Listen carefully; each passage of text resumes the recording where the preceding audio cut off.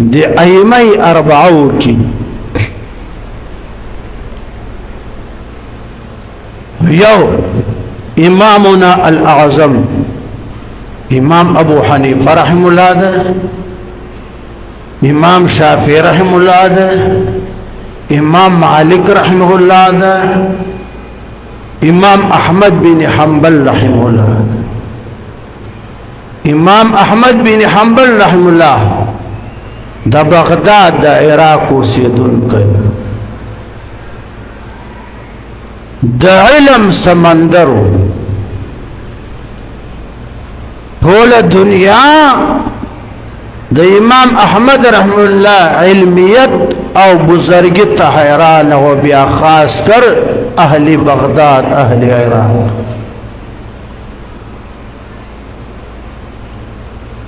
امام احمد بن حنبل رحم الله فرمای چوزل سفر باندې لاړ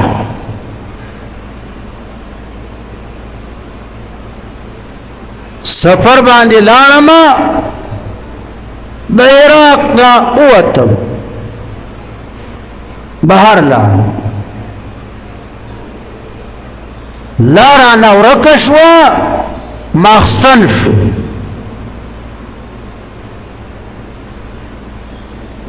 ګرځم یو وړوکی غوندې بازار د دې تر حالم خوشحاله شوم چې زه ابادي ته خو راورسېدم چې رالمه امام احمد بن حنبل رحم الله ملنګو بس ساده د ملنګي جامو کې ګرځي جمعه ته ورغله دی جمعات کی بمائل شپت تیرہ ماستن منز اشو خلق لارو دا جمعات نا مؤذن راغی ما تیویل چی لما جلست ہونا انا اغلق الباب ما تیویل مؤذن دلتا تتناست زه اوس دروازه تاله کوم د بهر اوزه پیژنده یې نه چې دا امام احمد بن حنبل داسې بزرګ وایي ما ورته ویل ځان یې نه ده ورښودلی چې دا ورته ویلي وای چې زه احمد بن حنبل یم مؤذن به په دې سر کېنولی وی کور ته بې بوتلی امام احمد بن حنبل ځان ورخو چې دام تکبر ده دې کوم تکبر راځي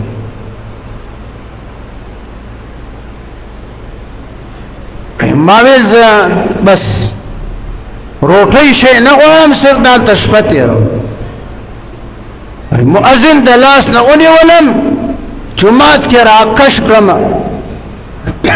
بار یې وویست جمعات گیٹ ہے دا بار نہ تالا باہر چکما چبوترا ہوندے زائیو ستایوم سفر وی کڑیو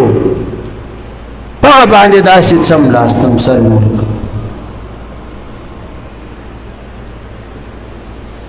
دا جمعات مخامخ دا کساب دکان دا اکساب دا ټوله کیسه په خپلو سترګو ګوري چې مؤذن ما کشي او ځال ته به دې پټ پاټ داسې څملاست چې څملاستم قصاب راغی دکاندار په ما ته ویل چې السلام علیک یا اخي تعال الى دکانی وی ما تیویل او مسافر اورا کسابم نفی جندے کنے او مسافر اورا راش زما دکان تا دغه چبوتر باندې په غلې کې فروت کنا دا مناسب نه د زما دکان راشه اد مؤذن ظلم یا اولیدی کنا زکی پما رحم راغی امام احمد بن حنبل وی زور سر العالما ماتی ویل اجلس ہونا زائرات جوڑ کچھ بائی دلتا تکینا دا لگ غحرات فاتد چی دا خرچ کرما بیا کورت زما تابم دان سر بوزما شپب زما کور کی تیر اکڑے بھئی ما ورطویل نام سید امام احمد بن حنبل ویزن ناسیم ورطا گور کساب چی غوخه خرڅوي چې غوخه کې کومه ټوکړه دته پستا او ښکل یې ښه ښکاره شي هغه راکټ کړي هلته یو کاسه کې واچي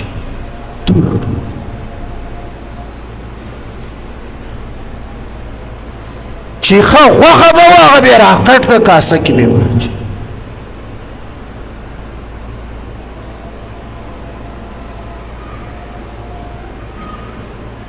د دې کساب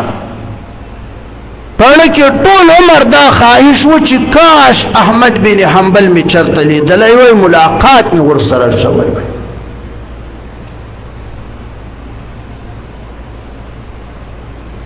لکه اوس زموږ چې خواهش ده چې کاش امام ابو حنیفه مونږ لیدلی وای رحمه الله امام شافعی رحمه الله لیدلی وای امام مالک رحمه الله لیدلی وای امام احمد بن حنبل هم لیدلی وای بالی دارالعلوم دیوبند حضرت مولانا قاسم نانوتوی رحمه الله لیدلی وای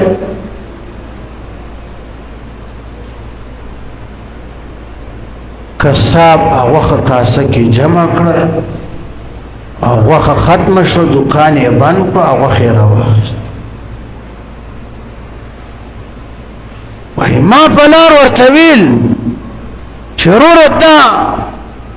پسته پسته غوښه دا لږ غوندې ټوکړې دا دې ولې راجمع کړه کاسه کې دا کور ته وړې څه لپاره بلکې صاحب راته ویل دا زما یو بوډۍ مور ده دا هر ورځ دا کار کوم چې غوښه کې کومه خره ته ښکاره شي هغه کاسه کې جمع کړم بیا لاړ شم کور ته په خپل لاس یې پخه کړمه تر هغه وخته زه خوراک نه کړم چې تر څو مې مور مړه کړې بس لاړ کور ته چې بوتلم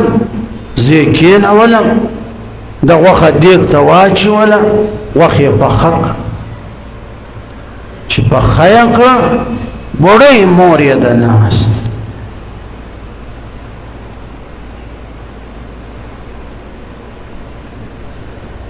مور ته یې غوښه ورکړه مور چې مړه شوه مور یې داسې ضعیفه وه چې اواز یې نه راوت مور یې لاس اوچت کړو دعا غواړي دې زوی ته دعا کړي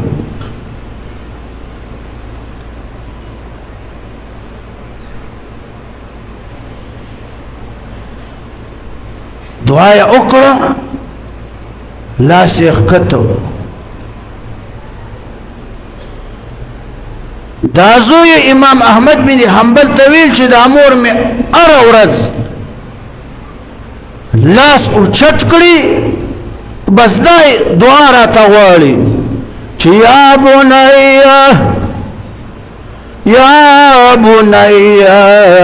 جعلك الله رفيقا في الجنة وفي الدنيا لأحمد بن حنبل بالمور می دا دعا غواړي چو بچونیا هر شپه چې مړه کړم دا لاس اوچت کړی چو زما بچونیا خدای دې دنیا کې هم او آخرت کی جنت کی دیم خدای دا امام احمد بن حنبل ملګری جوړ کړ مورتی هم دا فتو اوریدلی وکنا چې دنیا کې لوی بزرگ او لوی عالم چې دغه احمد بن حنبل دا بالعرش پچ مړی اکرم لاسو چت کړي چو بچونیا یا بنیا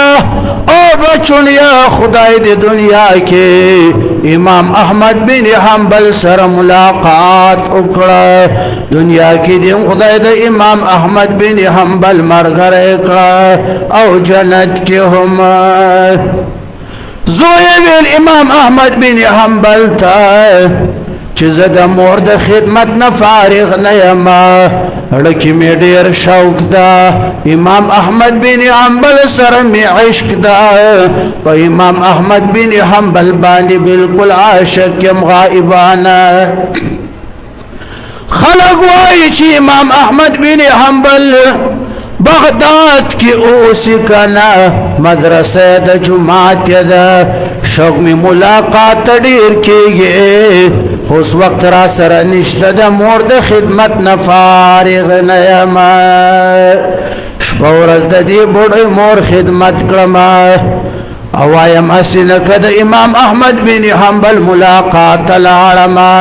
دا عشق به پورا شي دا شوق به پورا شي خدلته مور به به خدمت فاتش امام احمد بن حنبل ورته ویل یا بني هني لك انا احمد بن حنبل لو بچونیا مبارک شاه چاستا مور کما دعا در تکړي چې خدای دې امام احمد بن حنبل سره ملاقات وکړه او خدای دې امام احمد بن حنبل سره دنیا او جنت کې وځای کړه هغه امام احمد بن حنبل زیا مکنا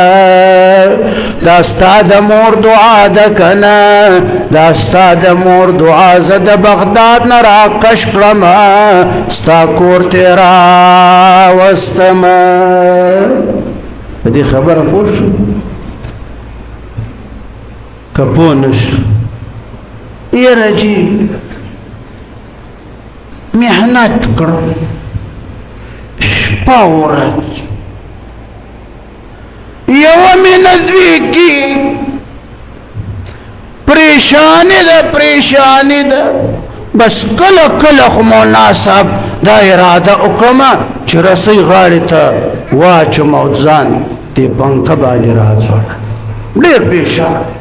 محنت ډېر کړم مونځ کړم د دین نور خدمتونه کړم هر څه کړم خو بس پریشانه یم جی مور و فلار ژوندي دي ژوندي کوم ځای خو لس کاله مخکې ما پرېښي دي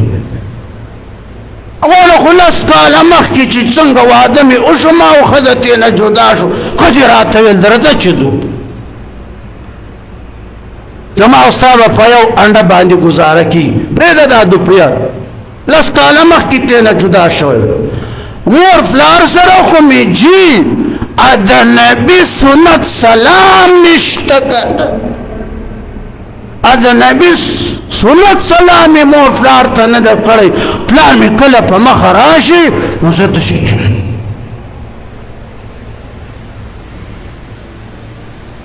چې مور و فلار سره ستا سلام نشته مور و فلار درنه خفه دي کنه که هر څومره عبادتونه دې کړې وي کنه حجونه دې کړې وي عمرې دې کړې وي تبلیغونه دې کړې وي جهادونه دې کړې وي هر څه چې دې کړې وي دا هر څه به میدان حشر کې الله ستا په دې مخ در وغورځوي چې ځه قبله دي نه کنه نه مې ستا حجونه قبول کړي دي نه مې ستا روجې قبلې کړي دي نه مې منځونه در قبول کړي دي نه مې ستا تبلیغونه دعوتونه قبول کړي دي نمی ستا جهاد قبول کړی دا هغه جنت چې د چا د خپو لاندې و زما پیغمبر زما محبوب جناب رسول الله درته ویلي و چې الجنت تحت اقدام الامهات زما محبوب درته ویلي و چې جنت د مور و پلار د خپو لاندې ده مطلب د دې دا و چې د مور و پلار خدمت بکړې نو جنت به درکومه دا منځ نار څه دی قبول کړي نه دي کنه زسې د دوزخ ته ځه ځکه چې جنت د چا د خپو لاندې و هغه ستا نه خفه و هغه ناراضه او بیا به دې په فخر ویل کنه چې په مور و پلار باندې خو زما سلام نشته چې د هغو نه خو زه جدا شوی یم مور و پلار دي